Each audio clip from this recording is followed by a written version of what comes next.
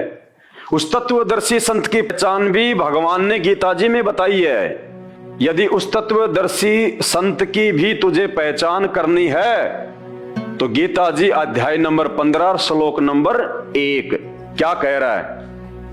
क्या करेगा वो तत्वदर्शी संत? वो कैसे अपने जो है वो ज्ञान को बताएगा? ये देखिए, ये गीता जी अध्याय नंबर 15 और ये श्लोक नंबर 1। भगवान के बताए अनुसार जब हम उस तत्वदर्शी संत की खोज हम कर लेंगे, और भैया खोज करने की जरूरत नहीं है, आपको तो खोज करने की भी जरूरत नहीं है, आपको तो सीधा सीधा उसका एड्रेस बताया जा रहा है। संत रामपाल जी महाराज, उस तत्वदर्शी संत की क्या पहचान बताई संत रामपाल जी की श्री कृष्ण जी ने? देखिए, ऊर्ध्व मूलम अधः शाखम अश्वत्थम प्राहु अव्ययम छंदासी यस्य प्रणानी ये तम वेद च स वेद विद। क्या पहचान होगी उसकी? वो क्या ज्ञान बताएगा? आदि पुरुष परमेश्वर मूल वाले और ब्रह्मा रूप मुख्य शाखा वाले जिस संसार रूप पीपल के पेड़ को, वृक्ष को यानी पेड़ को, पीपल के पेड़ को अविनाशी कहते हैं, तथा वेद जिसके पत्ते कहे गए हैं, उस संसार रूप वृक्ष को जो पुरुष, जो ज्ञानी, जो महात्मा मूल सहित यानी उसकी जड़ से लेके उसके पत्तों तक जो पूरा का पूरा विवरण दे दे, जो पुरुष मूल सहित तत्व से जानता है, वह वेद के तात्पर्य को जानने वाला है। क्या कहा श्री कृष्ण जी ने उस तत्वदर्शी संत की पहचान के विषय में? कि संसार रूपी पीपल के पेड़ के सभी भागों को, कि उसकी जड़ कौन है, उसके पत्ते कौन है, उसकी डारियां कौन है और उसके वो टहनी कौन है, जो पुरुष, जो महात्मा उस पूरे आध्यात्मिक पीपल के पेड़ के सभी भागों को जो तत्व से बता दे, वो तत्वदर्शी संत होगा। तो भाई और बहनों, उस पीपल के पेड़ का वो चित्र जो गीता जी अध्याय नंबर 15 श्लोक नंबर 1 में लिखा हुआ है, 4 युगों में यदि किसी ने सार्वजनिक तौर पे गीता जी को दिखा के टीवी चैनलों पे यदि किसी ने बताया है तो केवल संत रामपाल जी हैं, केवल संत रामपाल जी। क्योंकि गीता जी में भगवान ने अर्जुन को उस तत्वदर्शी संत की यही पहचान बताई है कि उस तत्वदर्शी संत की यही पहचान होगी जो तुझे एक परमात्मा की जानकारी देगा, जो तुझे असली भक्ति देगा, कि वो संसार रूपी पीपल के वृक्ष के सभी विभागों को सही सही बता देगा, पूरी सृष्टि रचना को बता देगा कि देव कौन है, महादेव कौन है, ब्रह्मा विष्णु महेश कौन है, आप और हम कौन हैं, और वो पूर्ण परमात्मा कौन है। तो देखिए, वो पीपल का पेड़ जो संत रामपाल जी ने शास्त्रों से खोल के बताया है, उसका चित्र बना के हमें समझाने के लिए, ये देखिए भाई बहनों, गीता जी अध्याय नंबर 15 और श्लोक नंबर 1 के अनुसार भगवान ने जिस तत्वदर्शी संत की पहचान बताई है कि वो तत्वदर्शी संत होगा, वो ज्ञानी महात्मा होगा जो तुझे एक परमेश्वर की जानकारी बताएगा, जो तुझे एक भगवान की भक्ति बताएगा, और उसी के बताए अनुसार पूजा पाठ करने से, भक्ति करने से, दान पुण्य करने से तू उस परम शांति को और उस परम धाम को प्राप्त होगा। ये गीता जी का सर्वश्रेष्ठ ज्ञान है। तो ये जो पहचान है उस परमेश्वर की कि वो एक परमात्मा कौन है, ये सृष्टि क्या है, देव महादेव क्या है, ये ब्रह्मा विष्णु महेश क्या है, हम क्यों जन्म ले रहे हैं, हम क्यों जो है वो मर रहे हैं, 84 लाख योनियां क्या हैं, अच्छे कर्म क्या हैं और बुरे कर्म क्या हैं, ये सारी जानकारी आज संत रामपाल जी ने आके दी है। उस तत्वदर्शी संत ने जिसके विषय में गीता जी में भगवान खुद अर्जुन को सलाह दे रहे हैं कि तू ज्ञानियों के पास जाकर, उस तत्वदर्शी संत के पास जाकर उनको दंडवत प्रणाम करके, सरलता पूर्वक अभिमान को त्याग के, कपट को छोड़ के, उनके चरणों में पड़ के, दंडवत करके उस ज्ञान के विषय में जान, फिर तुझे वो तत्वदर्शी संत उस परमात्म ज्ञान की जानकारी देगा। तो सन 1994 से उस तत्वदर्शी संत की भूमिका में धरती पे जिस तत्वदर्शी संत के विषय में गीता जी में भगवान बता रहे हैं, आज आपके सामने प्रकट है। दर्शकों, जगत गुरु संत रामपाल जी महाराज के अद्भुत अलौकिक सत्संग प्रवचनों ने हिंदुस्तान में ही नहीं बल्कि विश्व में एक आध्यात्मिक ज्ञान की क्रांति ला दी है। लाखों श्रद्धालुओं ने हमें इन सत्संगों के प्रसारण के लिए बधाई पत्र भेजे हैं। इसके साथ साथ कुछ श्रद्धालुओं ने कुछ शंकाएं भी हमारे को भेजी हैं। हमने उन सब श्रद्धालुओं की शंकाओं के निवारण के लिए संत रामपाल जी महाराज से भेंट की तथा महाराज जी से उन सभी शंकाओं का निवारण जाना, जिसकी जिज्ञासा हमारे दर्शकों में बनी हुई है। तो आइए अब जानते हैं परम पूज्य जगत गुरु तत्वदर्शी संत रामपाल जी महाराज से आपकी हर शंका का समाधान। महाराज जी, हमने सुना है कि आप जी श्री ब्रह्मा जी, श्री विष्णु जी, श्री शिव जी आदि देवताओं की पूजा छुड़वाते हैं, क्या ये उचित है? ब्रह्मा विष्णु महेश को हम छुड़वा सकते हैं? हम कोई बालक हैं? परमात्मा कबीर जी आदरणीय गरीबदास साहिब जी को सतलोक लेकर गए थे। वह सब सतीथि से परिचित करा कर, ब्रह्मा विष्णु महेश की सतीथि से परिचित करा कर वहां पे छोड़ दिया। उसके बाद उन्होंने कहा था, तीनों देवा कमल दल बसे, ये ब्रह्मा विष्णु महेश, प्रथम इनकी वंदना फिर सुन सतगुरु उपदेश। उनका था कि तीनों ब्रह्मा विष्णु ये तीनों देवा कमल दल में बसते, हमारे कमलों में, इन दलों में अंदर रहते हैं। और प्रथम इनकी वंदना, ये मंत्र जो करते हैं इनकी साधना करते हैं। और फिर सुन सतगुरु उपदेश, सतगुरु के ज्ञान को सुनो और उसका पूरा कंप्लीट कोर्स लो, तब ये बात बनेगी। अब ब्रह्मा विष्णु महेश हमारे कोई दुश्मन नहीं है। कई कहते हैं कि आपके गुरुजी तो ब्रह्मा विष्णु महेश को छुड़वाते हैं। ब्रह्मा विष्णु महेश को हम छुड़वा सकते हैं। अब जैसे ऊर्ध्व मूलम अधः शाखम, ऊपर को जड़ वाला, नीचे को तीनों गुण रूपी शाखा वाला, उल्टा लटका हुआ संसार रूपी वृक्ष है। अब इसमें क्या है? ऊपर को जड़ता पूर्ण परमात्मा, नीचे को तीनों गुण रूपी संसार रूपी वृक्ष की शाखा है। तो क्या कोई शाखा को काट देगा बुद्धिमान व्यक्ति? पेड़ की शाखा को कोई काटने की कहेगा कि इसको तो फेंक दो काट के, उस फिर लटका के करेंगे बाकी का हम। तो कहने का भाव ये है कि जैसे परमात्मा कहा करते कि जैसे हमने भक्ति रूपी पौधा बीजना है और हम नर्सरी से कोई पौधा लाए, कैसे बीजेंगे? उसको गड्ढा खोदेंगे और उस गड्ढे में उसको जड़ों की तरफ से दबाकर मिट्टी में, फिर उस जड़ों की मूल की सिंचाई करेंगे। तो मूल की यानी जड़ की पूजा करेंगे हम, तो वो पौधा पेड़ बनेगा, उसकी टहनियां बड़ी बड़ी हो जाएंगी, तीनों गुण रूपी शाखा। तो उन शाखाओं का फल लगेगा और फल के लिए हम सारा प्रोसेस अपना कर रहे हैं, फल प्राप्ति के लिए हम कर रहे हैं। तो हमने तोड़ने नहीं होते, हमने ऐसे करना है, अपनी way of worship according to the spiritual करना है, शास्त्रों के अनुसार करना। देखना, ये समझ लो हम एक पौधा लाए तो ये है बुद्धिमता। जड़ों को गमले में यानी मिट्टी में डाला, दबा दिया और पूजा शुरू कर दी, सिंचाई। ये जड़ कबीर परमात्मा है इस संसार रूपी वृक्ष की। अब ये हमने जड़ों को पूजना है। इन ब्रह्मा विष्णु महेश की पूजा नहीं कर, हम क्या कर रहे हैं? ऐसे कर रहे हैं।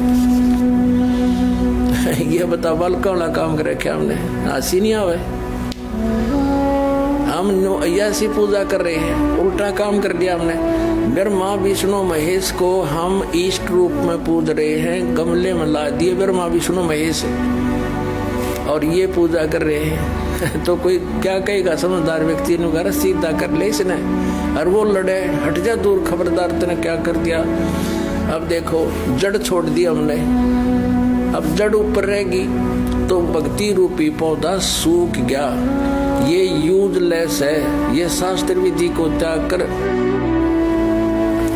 शास्त्र विरुद्ध साधना है, ये उल्टा बीजा हुआ भक्ति रूपी पौधा। और हमने ऐसे करने को कहा, तो इसमें इसकी पूजा करेंगे भगवान कबीर साहब की, फिर हमारे शास्त्र अनुकूल कर्म बनेंगे। शास्त्र अनुकूल संस्कार होने से ये फल ब्रह्मा विष्णु महेश ने देना हमारे को, क्योंकि यहाँ के ये प्रधान है, इबिन का फल लगेंगे। अब इसका प्रमाण देते हैं। अपने आत्मा परमात्मा ये कहा करते, तुम साधना ठीक करो और फिर आपको लाभ होगा पूरा। अब तुम साधना कर रहे हो उनकी जो आपको कुछ दे ही नहीं सकते। अब जैसे आप किसी फैक्ट्री मालिक की नौकरी कर रहे हो, तो नौकरी उसकी कर रहे हो, आपकी हाजिरी लगकर तनख्वाह बनकर कैशियर के पास आती है, अकाउंटेंट के पास आती है। अब तनख्वाह तो देंगे अकाउंटेंट और वो कैशियर, लेकिन वो देंगे आपका वर्क डन, और वो भी उस मालिक की मजदूरी करोगे। तो यदि उस आप लागे अकाउंटेंट और कैशियर की जूते साफ करन, उसकी प्लेट धोना, वह नौकरी दी छोड़ आपने, वो खा के देंगे आपको, भाजत चाह बिना प्याओ टाइम पे। तो इसी प्रकार हमने पूजा तो करनी है, मजदूरी तो करनी, इष्ट रूप में तो पूजना परमपिता को, कबीर साहब को, और फिर उससे बनेंगे हमारे शास्त्र अनुकूल जितने भी शुभ संस्कार फिर देंगे। यही यहाँ पर जब तक आप यहाँ रहोगे तो यहाँ के ये प्रधान है, इन्होंने हमारा वर्क डन देना है। जैसा कर्म करेगा फल देगा भगवान, इनका ये आखिरी विधान था। तो ये भगवान तो वर्क डन ही दे सकते, इसमें ऐड नहीं कर सकते। और फैक्ट्री मालिक बनवाना कह के दे तोहफे में, यानी परमात्मा हमारे मालिक हैं, मालिक तो कुछ भी दे सकता है। अब और थोड़ा सा दिखाते हैं, क्योंकि कंसेप्ट इससे जुड़ा हुआ है। इसी गीता जी अध्याय नंबर 3 के, ये श्रीमद् भगवद गीता अध्याय नंबर 3 के आपको दिखाते हैं श्लोक 10 से लेकर 15। ये देखिएगा, श्रीमद् भगवद गीता अध्याय नंबर 3 के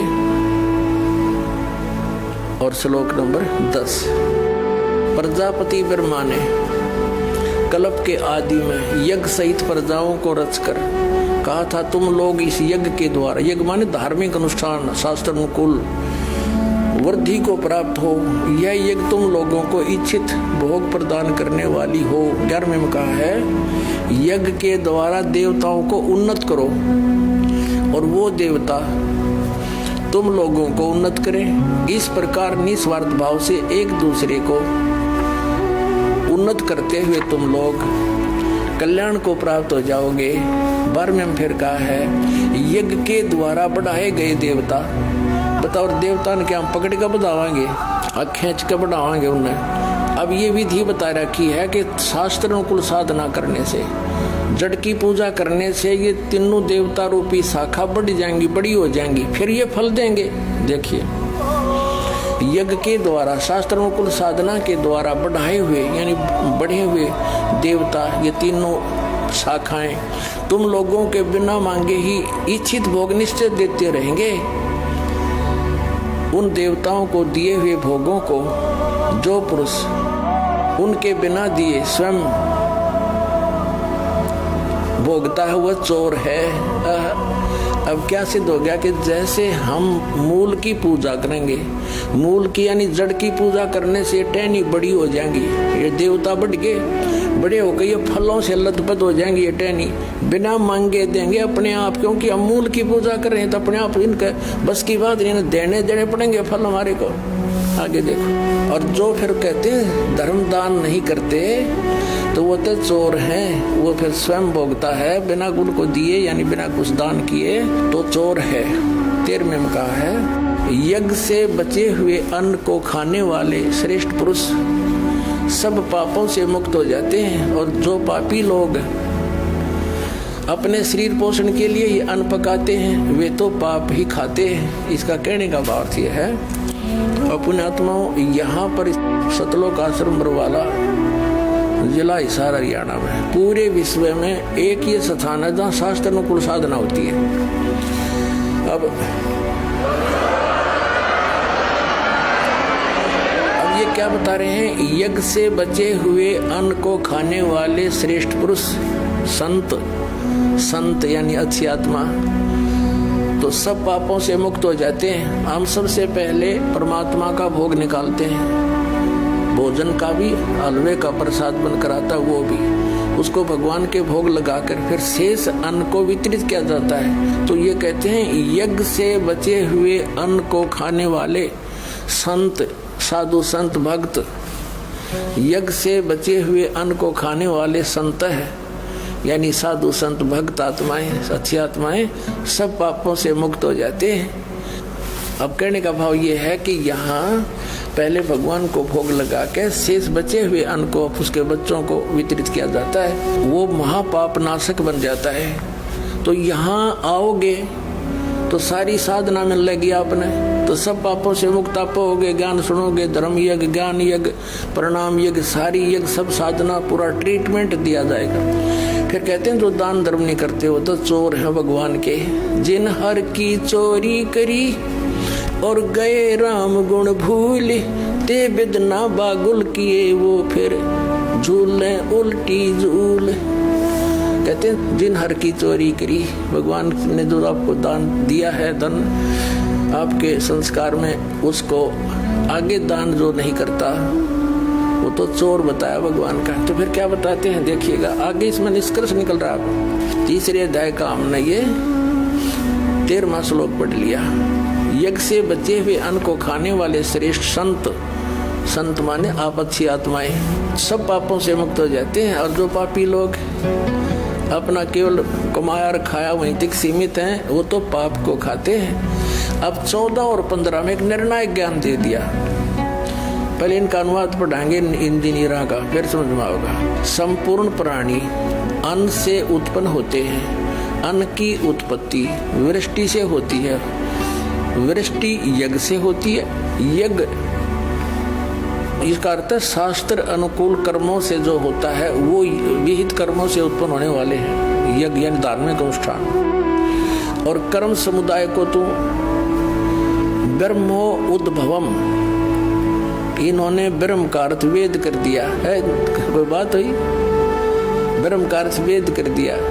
ये लिखना था कि देखो हम यहाँ पर आए इस काल के लोक में, तो हमने कर्म करके ही मिलेगा, ना कति नहीं मिले। तो कहते हैं ये कर्म लगाए ब्रह्म ने बनाया विधान यहाँ का, और ब्रह्म की उत्पत्ति हुई परम अक्षर ब्रह्म से, उस परमात्मा से, सच्चिदानंद घन ब्रह्म से। इसका अर्थ तो ये है, लेकिन इन अज्ञानियों ने कुछ ज्ञान तो था नहीं, सारे उल्टे अडंगे अड़ा दिए। ये देखिएगा, कर्म समुदाय को तो वेद से उत्पन्न नहीं, ब्रह्म से उत्पन्न हुए।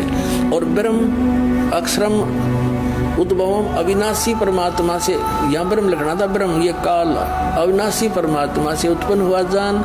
इससे सिद्ध होता है कि सर्वगतम ब्रह्म, सर्वगतम माने सर्वव्यापी परमात्मा, सबका मालिक, सदा ही यज्ञों में प्रतिष्ठित है। वो इष्ट रूप में पूज्य है, वही प्रतिष्ठित है। सभी यज्ञों में उसको इष्ट मानकर पूजा करनी चाहिए। इसका निष्कर्ष ये निकल गया। अब हम उस परमात्मा को इष्ट मानकर पूजा करेंगे तो हमारी शास्त्र अनुकूल साधना होगी। और इसमें कहा है कि सारा जो शास्त्र अनुकूल साधना करने से हमारे शुभ संस्कार बनेंगे। ये भक्ति रूपी पौधा बड़ा होगा, ब्रह्मा विष्णु महेश के पास हमारे संस्कार जाएंगे, और ये बिना मांगे आपको देंगे, आपको बिना मांगे देंगे। जैसे फल लदपद हो गए टहनिया के, आप भी खाओ, रिश्तेदार भी ले जाओ, और पड़ोसी भी तोड़ ले जाओ तो भी समाप्त ना हो। तो इतना इस प्रकार हमारा ये पूरा भक्ति क्रम पूरा होता है। तो हम आपको सबसे पहले परमात्मा ने कहा है कि तीनों देवा इन कमल दलों में बसे, ये ब्रह्मा विष्णु महेश, और प्रथम इनकी वंदना और फिर सतगुरु उपदेश। तो हम इनकी पूजा नहीं कर रहे, हम किसी का किराया दे रहे हैं, जैसे हम टैक्स भर रहे हैं बिजली का, हम बिल भर रहे हैं इसका, टेलीफोन का, वो पूजा थोड़ी कर रहे हैं, वो तो हम उनको दे रहे हैं। तो हमें हमारी सुविधाएं जारी रखेंगे, नहीं देंगे तो कनेक्शन काट देंगे। तो हम शास्त्र अनुकूल साधना कंप्लीट कोर्स ना करके अपनी अपनी डफली पीट रहे हैं, जिस कारण से हम परमात्मा से मिलने वाली साधना से वंचित होकर के हम नास्तिक होते जा रहे थे। अब परमात्मा ने दया करी आपके ऊपर और इस दास के ऊपर। इस दास को बनाया वो तत्वदर्शी संत और जो ज्ञान परमात्मा 600 वर्ष पहले छुपा के थे खजाना, इस दास को चाबी दे दी। अब दास ने खोल दिया उसके बच्चों के सामने, अब खाओ और खर्चो, चलो सतलोक में। तो YouTube पे जब तक आप उनके द्वारा बताई गई सृष्टि रचना को नहीं पढ़ेंगे, नहीं समझेंगे, तब तक आपको किसी भी धर्म का कोई भी धर्म ग्रंथ समझ में नहीं आएगा। भाई और बहनों, 2 घंटे से मुझे थूक बिलोने का कोई शौक नहीं है। आप भी अपने कीमती समय में से थोड़ा बहुत समय निकाल के ये वीडियो देख रहे हैं, तो ये वीडियो देखने का फायदा उसी समय है जब आप संत रामपाल जी के सत्संग सुनना शुरू करें। क्योंकि आज इस पूरी धरती पर केवल एक ही परम संत है, बाकी कोई संत इस धरती पे नहीं है। और जितने भी संत हैं, ये धर्म गुरु हैं, इनको अपने स्वयं के धर्म के विषय में पूरी जानकारी नहीं है, इनको स्वयं के धर्म ग्रंथों के विषय में पूरी जानकारी नहीं है। हिंदू धर्म गुरुओं को गीता जी और वेदों के विषय में पूरी और सच्ची जानकारी नहीं है। मुल्ला और मौलवियों को मुसलमान धर्म के विषय में, कुरान शरीफ के विषय में, तौरेत, जबूर और इंजिल के विषय में पूरी जानकारी नहीं है। जितने भी पादरी और पास्टर हैं, इनको बाइबल के विषय में पूरी जानकारी नहीं है। सिखों को गुरु ग्रंथ साहिब के विषय में जानकारी नहीं है। ना ही बौद्ध और जैन समाज को अपने अपने धर्म ग्रंथों की जानकारी है। ये सारी जानकारी संत रामपाल जी ने सभी धर्म के मानने वालों को दी है। आपने उनके सत्संग सुनने पड़ेंगे और सत्संग सुन के आप विचार कीजिए कि आपको मानव जन्म क्यों मिला है। परमेश्वर कहते हैं, मानव जन्म पाए के जो नहीं रटे हरि नाम, और जैसे कुआं जल बिना फिर बनवाया क्या काम। ये 84 लाख योनियों से भिन्न एक मानव शरीर हमारी को केवल और केवल भक्ति के लिए मिलता है। अन्य योनियों में जाके महादुख भोगने से बचने के लिए मिलता है। और ये केवल उसी समय संभव है जब हम एक परमेश्वर की भक्ति करें। और एक परमेश्वर की जानकारी वर्तमान में पूरी पृथ्वी पे यदि किसी धर्मगुरु के पास में है तो केवल परम पूज्य सतगुरु रामपाल जी भगवान के पास में है। और जब तक आप उनके सत्संग नहीं सुनेंगे, आप उनके विचारों से परिचित नहीं होंगे, तब तक ऐसे ही आप अपना ये अनमोल मानव जन्म बर्बाद करते रहेंगे। और आज मानव जन्म में आप कितने सुखी हैं बिना भक्ति और भगवान के। और कल को जब ये शरीर छूटेगा, हम 84 लाख योनियों में जाएंगे, उस समय हमारे साथ में क्या बीतेगी। आज आप एक गधे का जीवन देख लीजिएगा, आज आप एक बैल का जीवन देख लीजिएगा, कितना महादुख भोगता है। सारा दिन खेत में चलता है, गाड़ी में उसको किसान जोतता है। एक गधा सारे दिन ईंट के भट्ठे के ऊपर कितनी मेहनत करता है, सारा दिन ईंटें ढोते रहता है। अन्य पक्षी देख लीजिए, पशु देख लीजिए, एक कुत्ता देख लीजिए, सर में कीड़े पड़ जाएं, पूरे शरीर पे उसके खुजली हो जाए, एक्सीडेंट में उसका पैर कट जाए, कितने दुख भोगते हैं। आप और हमारे ऊपर तो छोटी मोटी कोई भी आपत्ति आती है, हम तो तुरंत अपने किसी रिश्तेदार को बता दें, कहीं से सहायता प्राप्त कर लें, मेडिकल प्राप्त कर लें, हॉस्पिटल में चले जाएं। भूख लग रही है तो खाना खा लें, कहीं भी 56 प्रकार के भोजन बना के खा लें। और कल को जब भक्ति सही नहीं करेंगे, और ये तो विधान है परमात्मा का, ये मोटे मोटे ग्रंथ भगवान ने कोई ऐसे थोड़े ना लिखवाए, मजाक में थोड़े लिखवाए चारों वेद और ये गीता जी, ये पुराण, इनमें भक्ति और भगवान के विषय में जानकारी है। इस मानव शरीर से हमें क्या करना चाहिए उसकी जानकारी है। और यदि हमने वो कार्य नहीं किया, संत रामपाल जी की शरण में आके एकमात्र पूरे विश्व में उस तत्वदर्शी संत की शरण प्राप्त करके यदि हमने एक परमात्मा की भक्ति नहीं की, तो अगला जन्म 84 लाख योनियों का। फिर हमें ना कोई सत्संग के विषय में बताएगा, ना कोई समझाएगा, ना हम समझने के लायक रहेंगे। कहते माता पिता मिल जाएंगे लख 84 माही, सतगुरु की सेवा और भक्ति है फेर मिलन की नाही।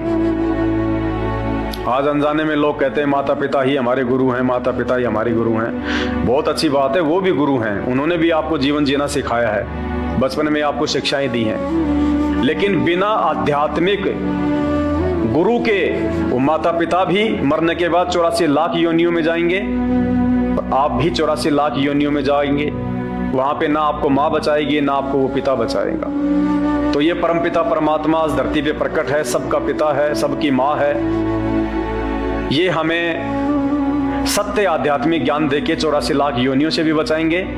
और इस शरीर में रहते सहते यदि हमारे ऊपर कोई संकट आना होगा, कोई परेशानी या कोई दुख आना होगा, हमारे कोई प्रारब्ध का, हमारे कोई पूर्व जन्मों के कुकर्मों का, उसको भी संत रामपाल जी अपनी भक्ति से काटने में समर्थ हैं। आपके ऊपर वो कष्ट नहीं आने देंगे यदि आप उनके मर्यादा में रह के भक्ति करेंगे। तो मेरी केवल आपसे विनती है, आपसे प्रार्थना है, मैं आपको केवल समझा ही सकता हूं, बता ही सकता हूं, जानकारी ही दे सकता हूं।